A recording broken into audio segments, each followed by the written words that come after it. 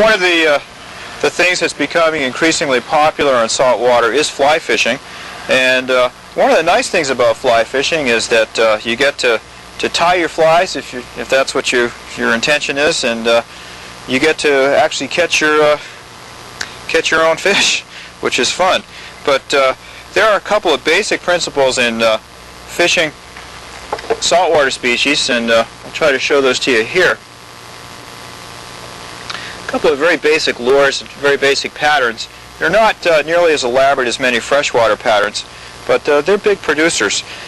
Most of the flies that we use here in saltwater are based upon the clouser pattern.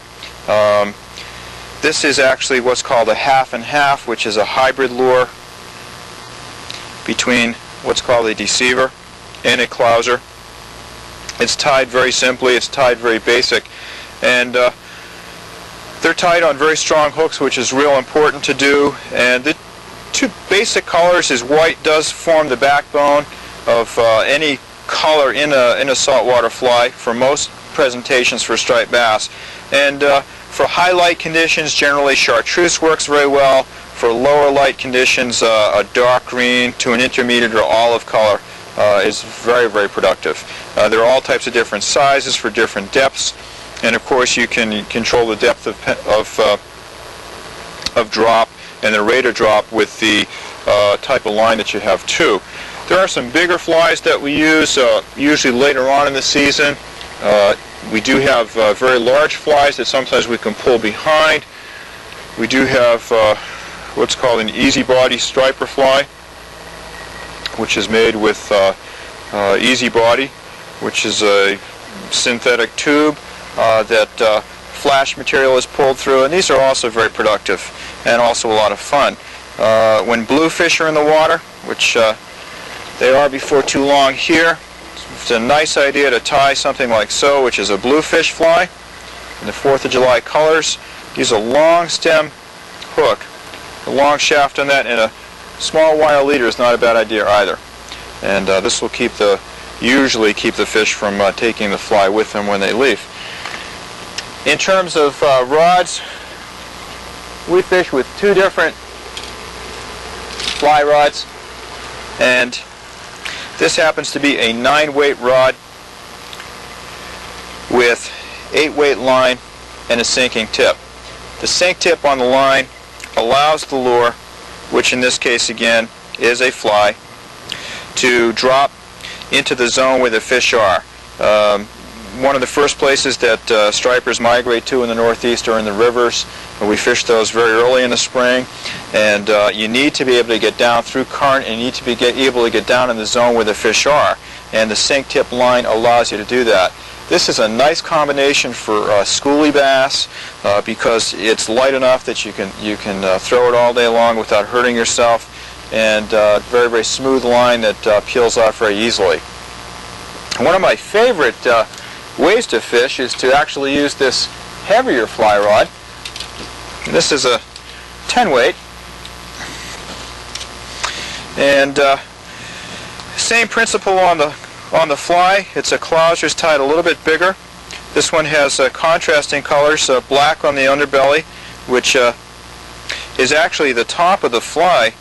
Something that's very interesting when you get into saltwater flies is that when the fly is actually in the water, what's happening is this is the top, which is the opposite of the way that it's tied. The black on the belly of the fly actually mimics the back of a bait fish. So it's very important to tie your flies with some of the darker material on the back. The flasher red, of course, and the presence of eyes are kind of universal to almost any type of saltwater bait. So that's something you want to keep in mind too. This particular line is something that's gained more popularity in the Northeast here, especially with the comeback of the striped bass. And this is what's called a teeny nymph fly line. It is a sinking fly line that sinks very rapidly.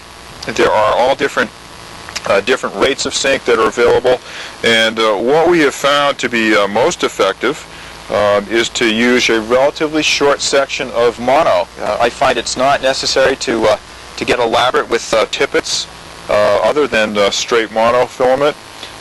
This particular one happens to be 30-pound test, but it's not at all uncommon to tie simply 10 or 20-pound test. Again, a loop knot on the end makes the action of the fly that much better. Striped bass are a fascinating fish. One of the things that we've seen happen, of course, is the resurgence of the striped bass population. And one of the observations that does concern us is that although the numbers of striped bass certainly have come back, the health of the species, so to speak, is something that needs to be seriously questioned, because fisheries biologists tell us now that there are a lot more fish that are thinner. They have less body mass than they did, say, 10, 15 years ago. And along with that, and perhaps one of the basic reasons for it, is disruption in ocean ecology, so that bait fish that were once very plentiful are no longer available or abundant. So this does change the quarry that stripers will hunt for too.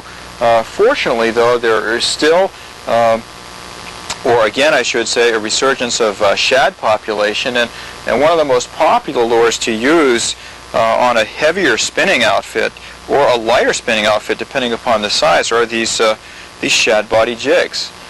These are very commonly used tied to umbrella rigs behind a boat for trolling. But one of the nice things about them is they make very, very versatile jigs, and they do mimic a bait fish in the water. These bait fish are available in a number of different colors. I have 3 of my favorites here, and again, the same basic principles of light hold. On a darker day, on a more overcast day, I would tend to go with the olive backed, or the darker color. One of the most productive ones I found last year in all sizes, not only the larger one here, is the chartreuse with sparkles and the black back. Very, very productive jig. And just some basic principles.